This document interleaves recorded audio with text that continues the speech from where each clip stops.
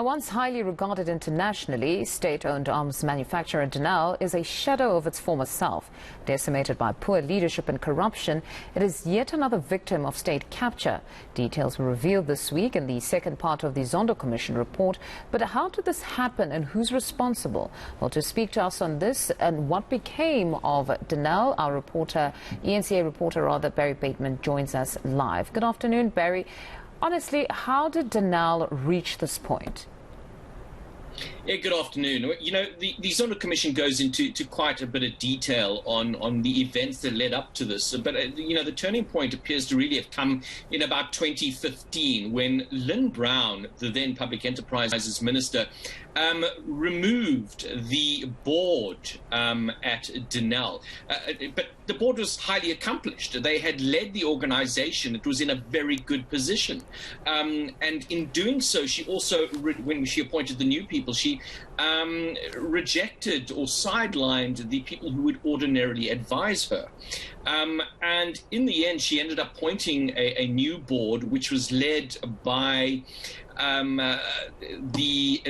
Mancha, Daniel Mancha. He's an attorney who had formerly been struck off the roll. So somebody who was coming in as tainted.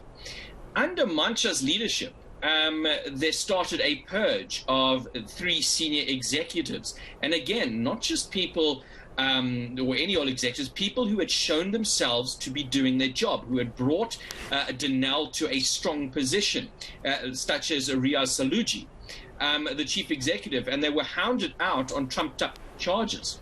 And once that was done, it was all done in order to be able to favor the Gupta-linked companies in contracts for Denel. But without any leadership, the whole system collapsed, and we have Denel in a position of bankruptcy and near collapse. But to put this into perspective, I spoke to Darren Olivier a little earlier today. Now, he's with African Defence Review and has been following the demise of this organization for several years. Take a listen.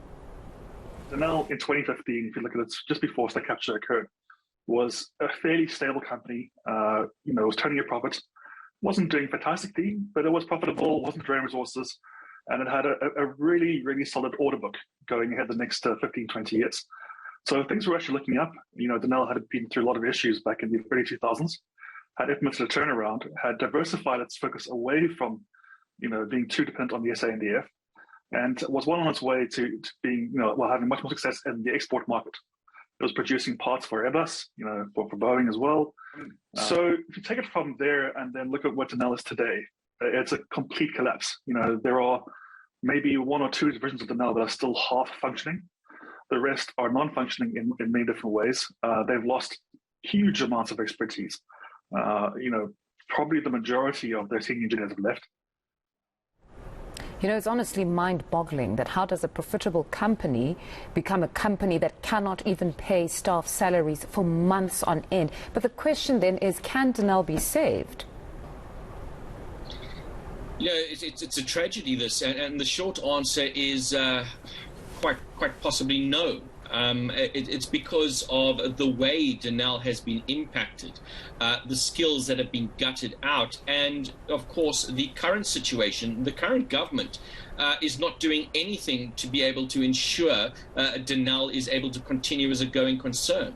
It has basically settled a few debts, and I must say this was all pointed out to me by Olivier. It has settled certain debts so it doesn't default on them, but it has done nothing to ensure that the staff continue to get paid or that it can secure international contracts and the like. But I put that question to Darren Olivier about whether or not Denel can be saved, and he had this to say.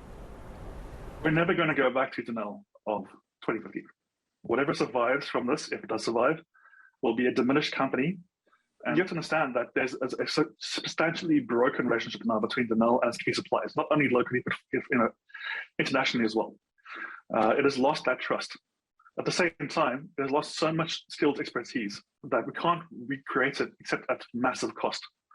We'd have to spin up large-scale programs locally to do, for example, something like a new Royfolk, or along those lines. Massive investment to really encourage new graduates, new engineers, new everything to come through and then get experience on real world projects. The problem is, of course, we don't have that kind of money in defense. So we can't fund those projects that can give people that level of experience. So you're not going to be able to replace that experience that's been lost. It's simple as that. So between the suppliers' experience lost and the SANDF having an ever smaller budget, we have to accept that part of Denel, certain capabilities are gone forever. That's honestly very tragic. I'm sure people that are watching, employees in particular of Denel, listening to such analysis from Darren, I mean, are heartbroken that they've worked and given their lives to this company. They haven't been paid, but beyond that, we're now saying they cannot salvage what Denel used to be. It cannot return to its former glory. What are some of the recommendations from the report from Zondo pertaining to this? Who needs to actually go? Well, what the recommendations relate to, I mean, there are some recommendations that certain people be investigated for potential criminal conduct and corruption. But one of the big aspects of the State Capture Commission of Inquiry was developing mechanisms to ensure that we do not end up in this situation again. So one of the recommendations is that when it comes to the appointment of the executives at state-owned entities, it cannot be left to the whim of politicians because it has been shown time and time again, and this is not unique to Denel. You just got to look at SAA, for example, at Transnet and the like, that incompetent people who lack the requisite expertise and skills get appointed, and primarily appointed to advance certain agendas. So the recommendation is that that aspect, the process to appoint, needs to come away from politicians. There needs to be a more open and a proper process to do it.